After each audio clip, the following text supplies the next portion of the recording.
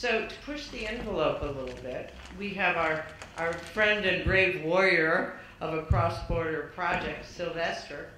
And my question for you, Silvester, is if you could talk a bit about your project, but concisely, how the public sector is providing the needed leadership on an actual PETA project. And how are you putting together the unique institutional frameworks that are needed in this? You know, most of us from the private sector, we see these cross-border projects and we go, oh, how do you ever harmonize the policies? How do you ever put together the financial models and the revenues so that you can really mitigate the different risks that are going to impact cash flow? Please help us understand how you're making that work. Thank you very much, Barbara. I can assure you I'll take time just enough to deliver on this particular note. First of all, having been in this meeting and also the one on CDM, I can see a lot of good ground being covered for one and more specific reason, is that this time I believe that we are having very specific and focused discussions. Just to start this off, we do know that the African continent is today understood as the next global growth frontier. And the descriptions of the continent has moved from what I used to understand when I was in school, that it is a dark continent, to an emerging market today. And the change alone from that dark continent to an emerging market is indeed a milestone. And we also understand that some of the fastest growing economies in the world today are found within the African continent. Also, some of the fastest transforming economies within the world are also being found now within the African continent. Kenya being one of those countries. I know Nigeria, South Africa has been talked about, but of course, we take note of the good work that we are doing. We are also understanding that some of the largest infrastructure projects being availed today are actually being found within the African continent. You wouldn't find the nature of projects we are talking about today, irrespective of how long they are taking to mature, like if you talk about the Ingas and the like. But the likes of LAPSSET and the other corridors are also fast coming up, but not to take long, but to be delivered faster than ever thought about. We are also having a greater leadership focus and commitment in the delivery of this project, irrespective of skepticism that has always been there about infrastructure projects in Africa. Coming first to the LAPSSET corridor project, we are having 7 key infrastructural components. That is the Port of Lamu, a road and railway connection between Kenya, South Sudan, Ethiopia, a crude oil pipeline to bring oil from South Sudan, Uganda, as well as Kenya to the Port of Lamu. We have 3 international airports and 3 resort cities at 3 different locations.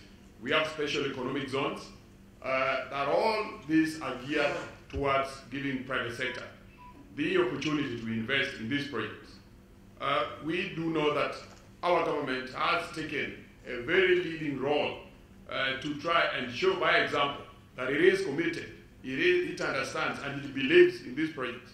For example, under the Lamu Port project, the government has to date committed about $100 million in terms of preparing the project, beginning with the project studies and the like.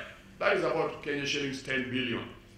And as we speak, the feasibility studies, as well as the detailed engineering design for the first 3 parts of Lamu Port, were undertaken by the government of Kenya entirely. At the same time, we do note that this is a greenfield project and there are a number of preparatory facilities that are required.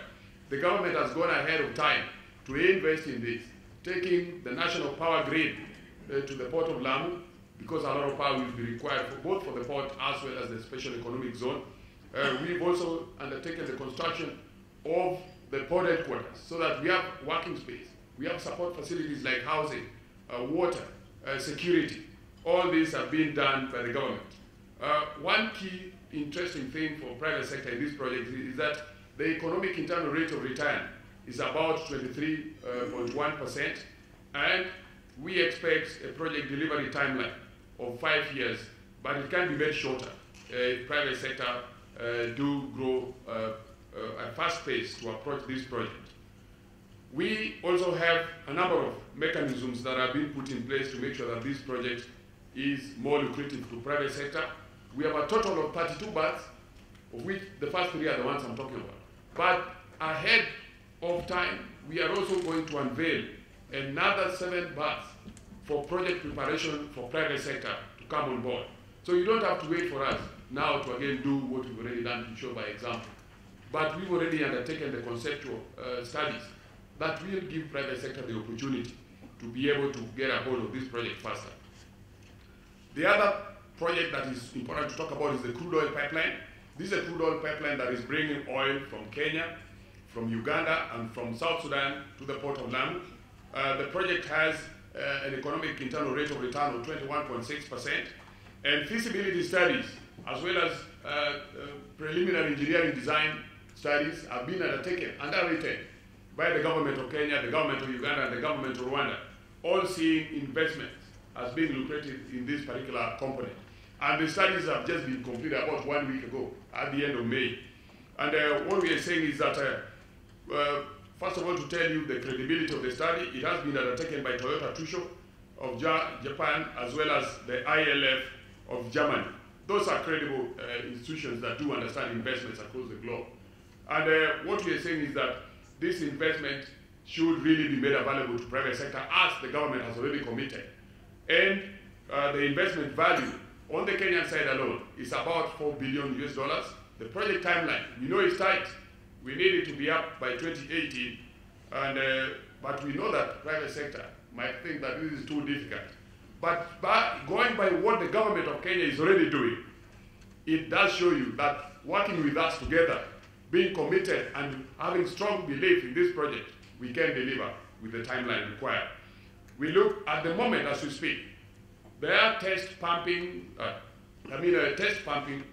of about 50,000 barrels of oil on the Kenyan oil fields alone taking place. And by the end of this year, all details about how to produce that oil and to pump it should be ready. And these are running in parallel together with the pipeline studies and preparation for projects to come on board. At the same time, we as a government are spearheading the acquisition of right-of-way.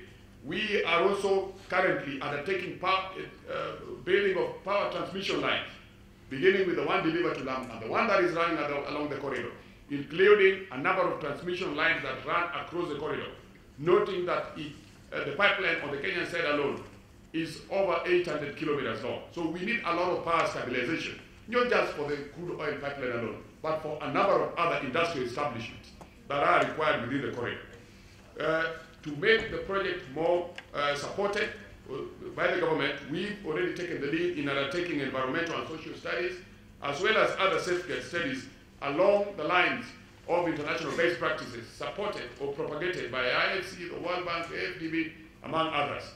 And this should give you a glimpse that as African governments, we are no longer waiting to be given an example of what to do to make projects credible and bankable as well as feasible. But we now know the rules, we know the mechanisms, we know the ground rules, and we are simply doing that.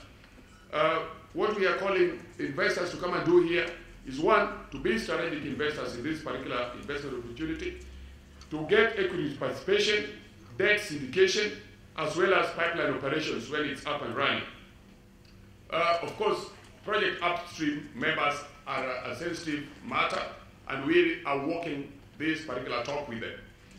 Preparations have also seen the signing of MOUs between the government of Kenya and the government of South Sudan, as well as negotiation of an intergovernmental agreement between the government of Kenya and the government of South Sudan, negotiation of an intergovernmental agreement between the government of Kenya and the government of Uganda, as well as the setting up of what we call joint coordination commissions between these 3 governments, so that when private sector comes on board, you are not finding the room empty. Neither are you finding too much work to do, but you are finding yourself facilitated to move faster than you ever expected on the African continent. The other bit of the infrastructure that is also tied to the Lamu port, yes, I know time is running, but I'm running faster.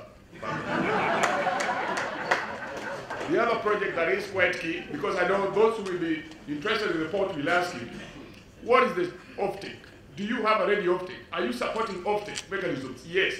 We are cognizant of all the requirements of each and every project that we might not be able to state here. But what we are saying is that this is an integrated project approach. We are looking at added and included value chains to make it more lucrative, other than just putting the infrastructure in place. We have a road of 1,700 kilometers with 3 different prongs for delivery. One, we have the Lamu, Garissa, Isiolo, Nginyang. Sorry, Silvester, we got to wrap. Oh, I thought my time was longer than that. I've got the note. I'm out of control. Okay, can I, 1 minute? Okay, this particular road, the African Development Bank is supporting the design as well as the feasibility studies. For the Nakodok Lodwar, World Bank is supporting the design. Design is completed. And for the section, 500 kilometers between Kenya and Isiolo, and another 500 kilometers on the Ethiopian side, this is already under construction with the help, support of the African Development Bank. What I wanted to wrap in terms of leadership commitment is that we already have institutional mechanisms already established. Under AU and NEPAD, we have feeder projects in which LAPSSET is under the PICI, that is under the Presidential Championship. And we are also undertaking preparation of a number of bilateral instruments, including joint mechanisms for delivery as well as support to private sector. We are also having joint resource mobilization. We are having various investment preparation funds also participating, but we need more to come on board. We have increased integrity. This I need to repeat, Barbara.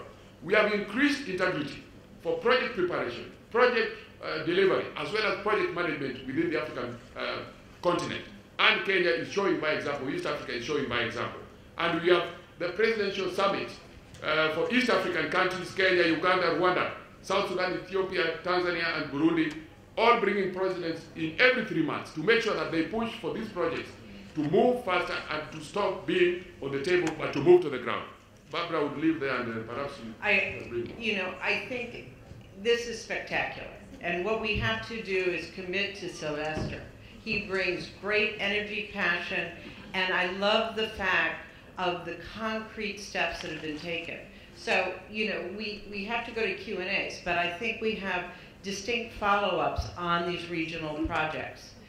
You have pointed them out, Silvester, but we have the Continental Business Network, which we have to put arms and legs on this new baby. And as a first initiative, all the great work that has been done, I would suggest that there be a transparent platform that really enables the governments, the development partners, and your targeted private sector participants, both investors as those that will provide services and equipment, to really see concretely where you are and what needs to go forward. So let's agree to that. Doing business in Africa. You can't afford to be without Africa Investor.